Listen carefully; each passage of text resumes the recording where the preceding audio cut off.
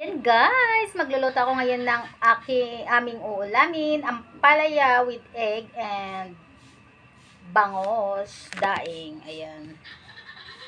Dahil wala akong taga-video, wala dito, ay magsariling sikap, syempre. At ito nga pala yung aking bangos. Ayan, please watch. Dahil, ano ito, tumatalsik, paglagay ko, tatakbo ako. Ayan. Diba? Yan. Tumatalsik siya. Lagyan natin siya ng yan. May takip na siya. And this is it. Pansit. Luto ng ating milkfish duck. Next ay ang ano tawag doon? Ang palaya. So, bango.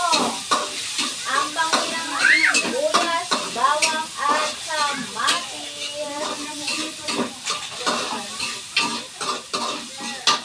Yeah, that's my ampalaya and dinaing na bangos.